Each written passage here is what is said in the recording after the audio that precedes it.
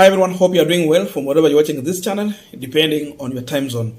Now, the information we are getting now on our desk is that William Samoei Ruto, today, he has nominated Rigathi Gachagua's sister-in-law to National Gender and Equality Commission.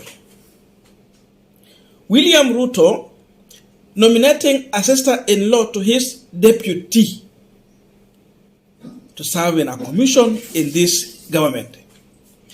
That is the information we are getting.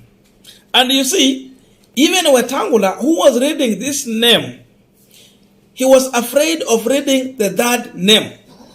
So he was reading only two names. Margaret Karugaru. But he did not mention, he was supposed to read all the names. Margaret Karugaru Gachagua. That is the Kenya Kwanza government. Listen to Wetangula shortly. Then from there are questions we have to ask William Samoei Ruto, because he told us so many things. And he was pointing his finger at Azimio. But seemingly, we just have one of the worst president in this country, including his deputy. The worst ever. Honorable members, I wish to convey a message from the President on nomination of a person for appointment as a member of the National Gender and Equality Commission. Honorable members, pursuant to the provisions of Standing Order number 42, I wish to convey the following message from His Excellency the President regarding the nomination of a person for appointment as a member of the National Gender and Equity Commission. In the message, honorable members, His Excellency the President conveys that in exercise of powers conferred on him by Article 252B of the Constitution and Section 11(6) of the National Gender and Equality Commission Act 2012, as read together, with Section 3 and 5 of the Public Appointments Parliamentary Approval Act, Act number 33 of 2011, he has nominated Dr. Margaret Karugaru for appointment as a member of the National Gender and Equality Commission. The President now seeks the approval of the nominee by this House. Honorable members, Standing Order 45 provides that upon receipt of notification of a nomination for appointment, such a nomination shall stand committed to the relevant departmental committee for consideration. In this regard, I hereby refer the message from His Excellency the President, together with the CV, the report of the Public Service Commission, and other testimonials of the nominee to the Departmental Committee on Labor for consideration. Honorable members, it's important to note that Section 8 of the Public Appointments Parliamentary Approval Act 2012 provides that the committee to which such nomination is referred, notably Section 11(6) of the National Gender and Equality Commission Act 2012, provides for a lesser period, being 21 days. Now we are continuing with the panel discussion, but just a quick request for those who are watching and you have not yet subscribed, please consider subscribing. To our channel subscribers, I must say thank you so much, and again to all our viewers, please give this video a thumbs up. Thank you so much, and back to this discussion.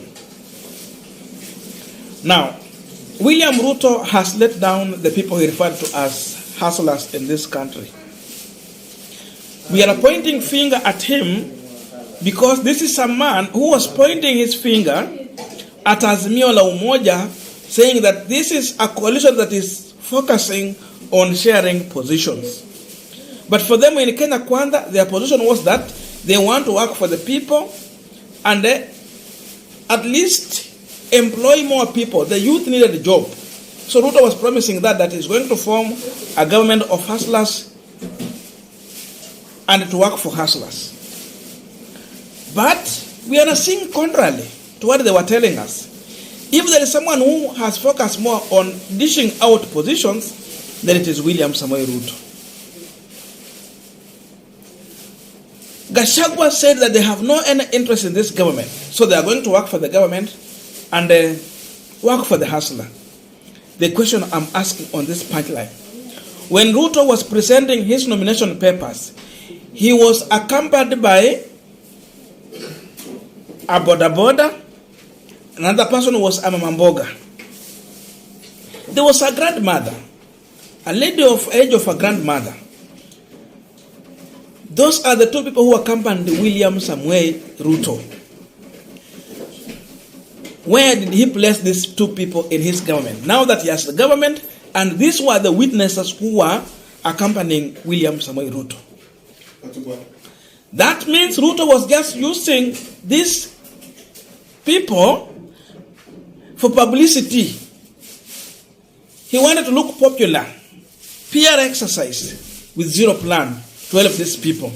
So Ruto was playing with the lives of the poor people in this country, the lives of the widow, mama mboga, boda boda, less fortune in our society. And the youth who are jobless, those are the people Ruto was just lying to. Before you award anyone in Rigathi Gachagua's family, okay, we have no problem by anyone getting a job in this country. You have a right to get a job anywhere. But I'm talking about this because this is how Ruto told us. Before he employ anyone in Gachagua's family, has he sorted out the problem to do with unemployment in this country? Alisema mahasula, serikali ya mahasula. Sasa hasula ni wewe. Hii serikali si ya mahasula. Hii serikali ni ya watu ambao wako na uwezo, wako na mamlaka na wanajulikana. Ruto said that he's forming a government whereby you don't need to know anyone or anyone to know you in this government for you to get a job. Lakini saa hizi ile mambo tunaona ni kwamba lazima uko unajulikana kwa hii serikali ndio upate kazi. Ruto pointed out together with Rigathi Gachagua that Raila Odinga has given his daughter a job as a Yala member of parliament. But we questioned that. Winnie Odinga was voted for in the National Assembly and members of parliament voted. Jubilee and not Jubilee. Kenya Kwanza and Azimio la Umoja. So this was not an appointment. But they made it look like Raila was giving a job to her daughter, to his daughter. But again, another question is, kwani Raila ni president size? Is he serving in this government? The answer is no. The person to be held responsible is William Samuel Ruto. So Gachagua and Ruto were pointing at Raila Odinga, but then the other four fingers were pointing at them. So between Gachagua and Raila Odinga, who has appointed one of the family members to the government? This is appointment, they will just do vetting, na mtu afanye kazi. The other one, it was voting. People were voting. So tell me, we are just in a wrong government. Those who thought that Ruto is poor and is going to make them rich because he has been where they have been, my friend, Ruto has never been poor. He sold a lie to you and you bought it. Now it is the time to learn a political lesson. It is time for the youth in this country to learn a political lesson. Before anyone tells you that I am like you, I've gone through what you have, my friend, you should now next time think about trust. Can this person be trusted? You can be promising too much things, the way they did. Of course, they have mastered that. But the big question should be, can we trust you with what you have told us? Can your word be your bond? Or you are just playing a PR? So Ruto has proved that you should never trust him in any given point. Don't waste your time. It was all about just PR and a campaign. So the campaign promises will just remain to be campaign promises. There was no plan to deliver, but they had a proper plan for their own families, their own people, and their selfish interest. So they got it. Now you can see the true colors of William Ruto, the true colors of Rigathi Gachagua. And Gachagua will tell you too many things. He will even lecture the media when they question this. The reality is that then what we are seeing here is totally different from what we knew. This is nepotism. Nepotism at play. Before Gachagua bring his sister-in-law, he should be telling us how many youth has he employed, how many jobless people got the job, how many mamamboga are serving this government, how many border has he employed.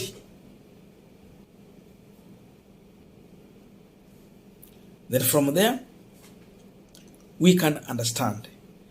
So, this is a government that is not going to work for anyone. Forget about it. That's why even Wetangula is afraid to read the third name.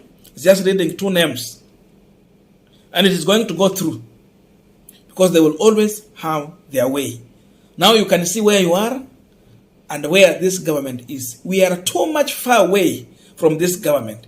Ruto promised that you will be entering State House anytime. He will be reaching to you at any given time. Anytime Ruto comes back to you, he is coming to lie to you. He is coming to give another promise. So he has remained to be Mr. Promise and the tax collector. He is only focusing on taxing you, to collect taxes from you, but no focus on providing job opportunity for you. Sasa baba akisema watu waende maandamano kuna shida.